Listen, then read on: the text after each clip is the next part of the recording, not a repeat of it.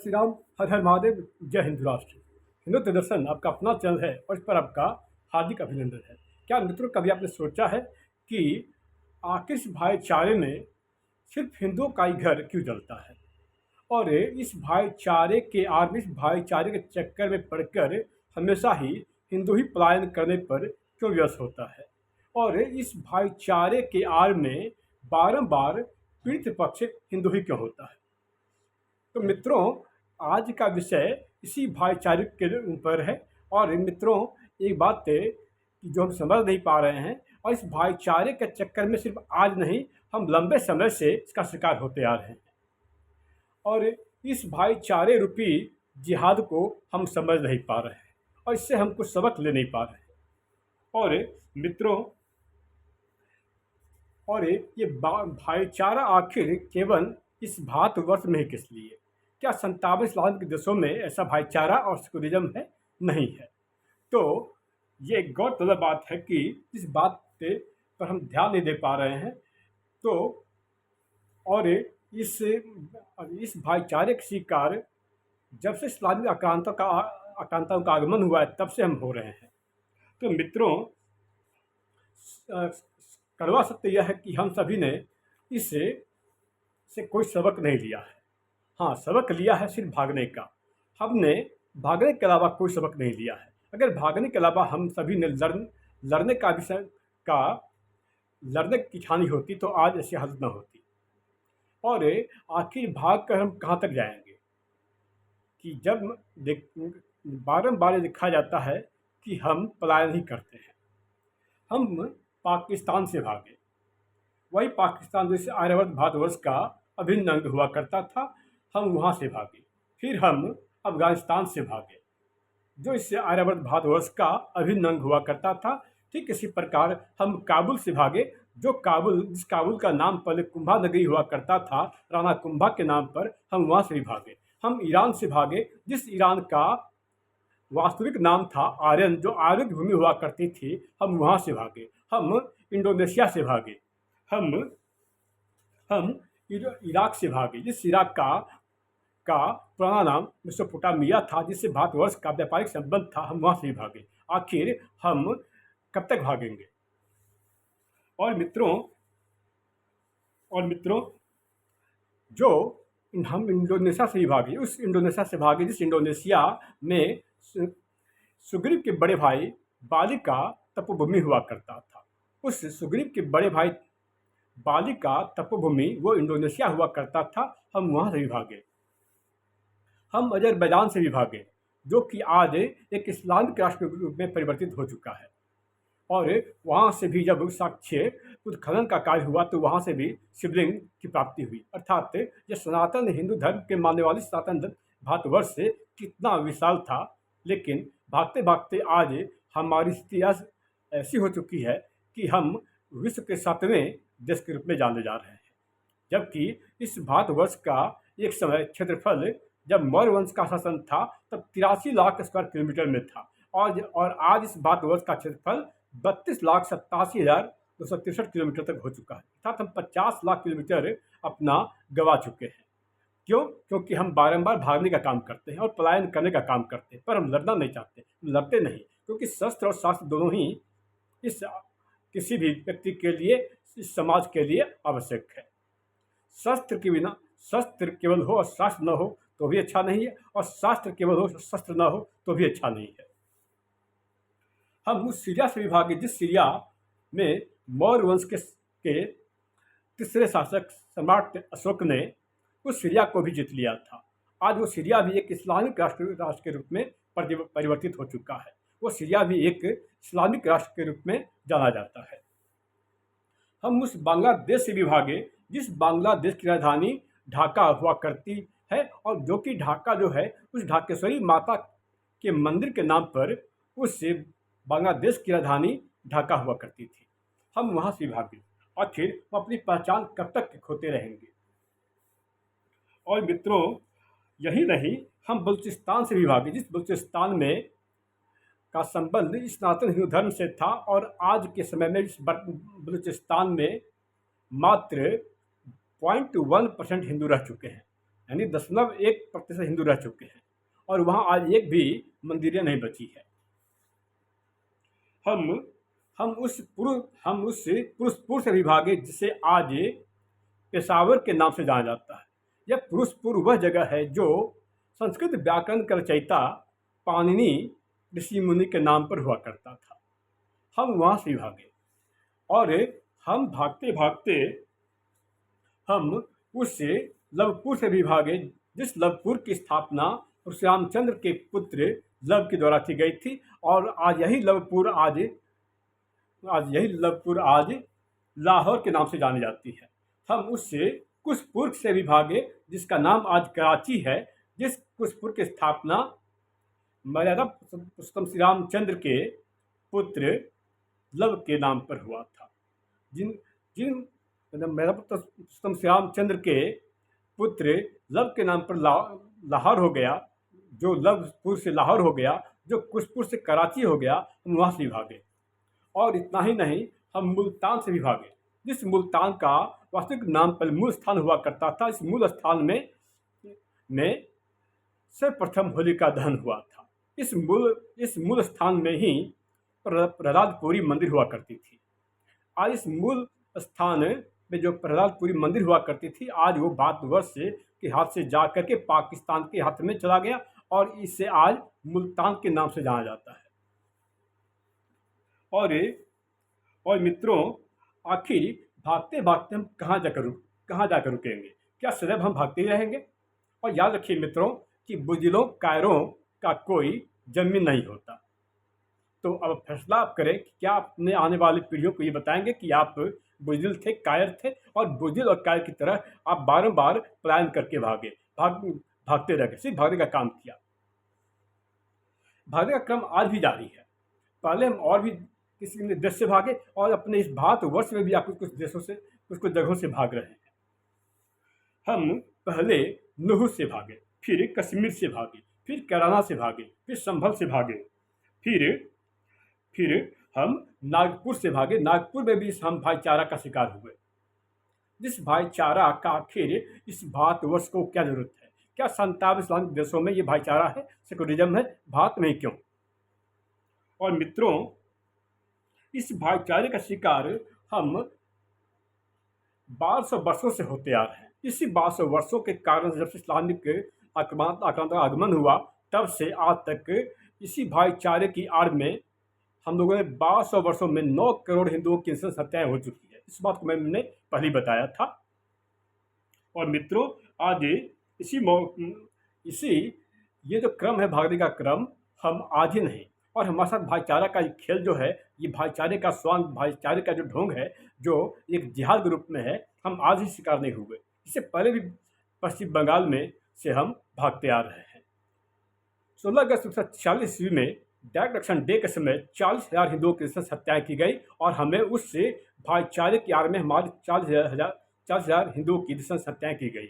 और इतना ही नहीं मित्रों, इसी 16 अगस्त 1946 के बाद 2 महीने बाद 10 अक्टूबर 1946 ईस्वी में नोआखली हिंदू नरसंहार हुआ था, जो कि कोलकाता से 200 किलोमीटर की दूरी पर है और आज वो पूर्वी बंगाल का हिस्सा बन चुका है। अर्थात जो बंगाल इस भारतवर्ष का अभिन्न हिस्सा हुआ करता था, उस बंगाल को 2 भागों में बांट दिया गया। एक पूर्वी बांग्लादेश, जो कि आज बांग्लादेश के रूप में जाना जाता है, और पश्चिम बंगाल हमारे हिस्से में है। और वहाँ भी हालत आज ठीक नहीं है, वहाँ से भी हमें भागना पड़ रहा है। कभी इससे पहले मालदा से भागे और उसके बाद आज मुर्शिदाबाद से भाग रहे हैं। और यही नहीं मित्रों, हम इससे पहले गांधार से भागे। आज यही गांधार कांधार के नाम से जाना जाता है। ज्ञात हो कि ये वही गांधार है जो गांधारी के नाम पर हुआ करता था और दुर्योधन की माता का ननिहाल हुआ करता था। हम वहाँ से भागे, हम सिंध से भी भागे।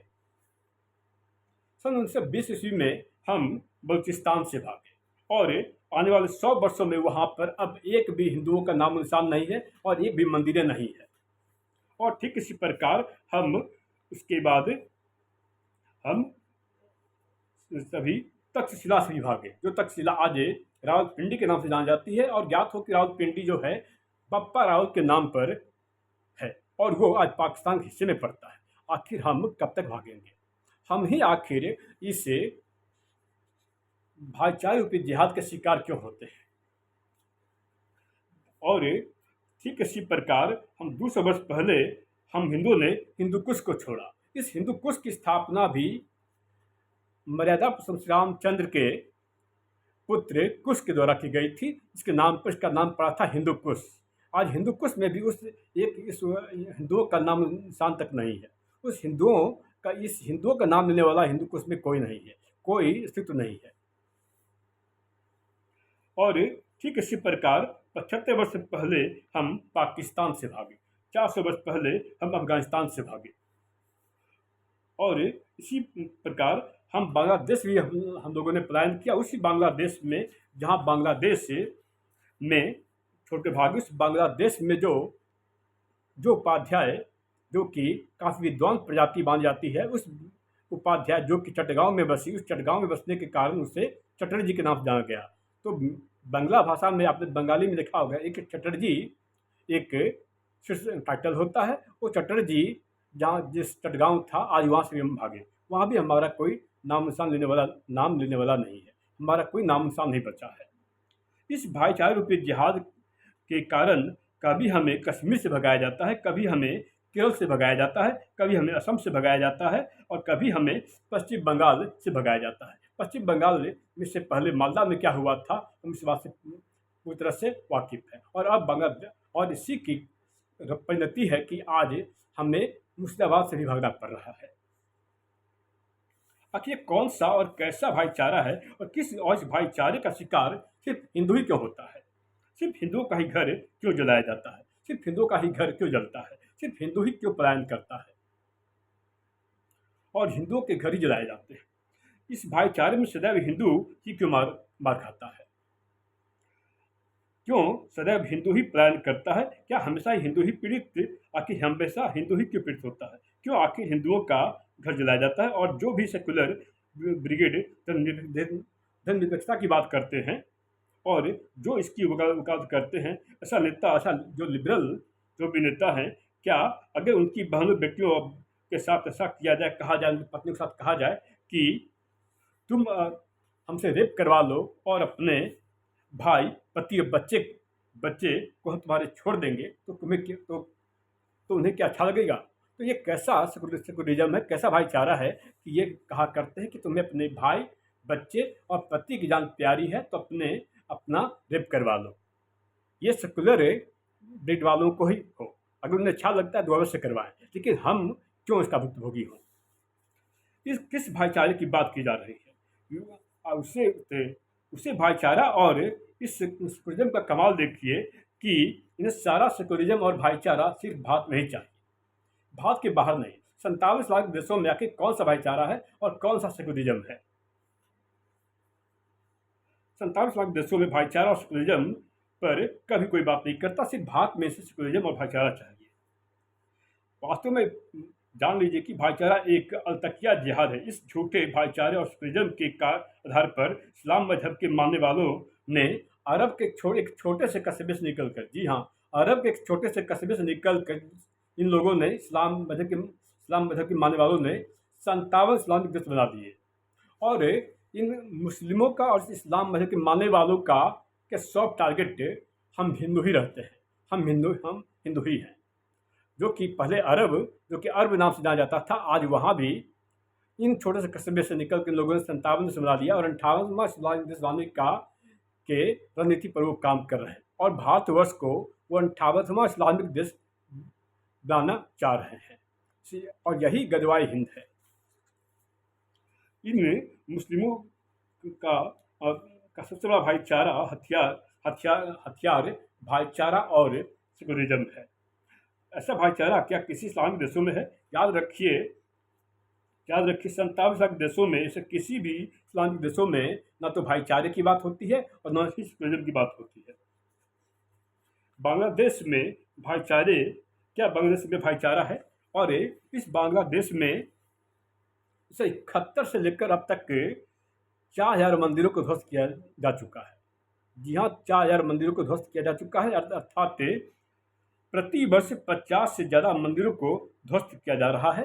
कहने को तो वो धर्मनिरपेक्ष देश थी, लेकिन वो कैसा धर्मनिरपेक्ष देश था कि 1971 से लेकर अब तक में, मैं 2021 तक के करीब बता रहा हूँ, 1971 से लेकर 2021 तक में तो 4000 मंदिरों को ध्वस्त किया गया। और ठीक इसी प्रकार वर्तमान इन भाईचारे वाले इस्लाम मजहब के मानने वालों के द्वारा इस भाईचारे के आड़ में क्या किया जा रहा है, इस बात से हम भलीभांति परिचित हैं। सन 2024 ईस्वी से लेकर अब तक क्या क्या हुआ है, हम इस बात को भूल नहीं सकते। और 1971 से लेकर अब तक 1.5 करोड़ हिंदू बांग्लादेश से पलायन कर चुके हैं।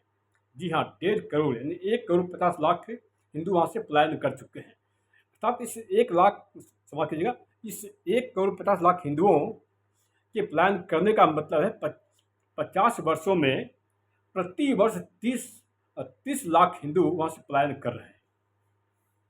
तो 30 लाख हिंदू वहाँ से पलायन कर रहे हैं। तो इससे आप समझ सकते हैं कि इनका भाईचारा कैसा है और कैसा इनका सेक्युलरिज्म है।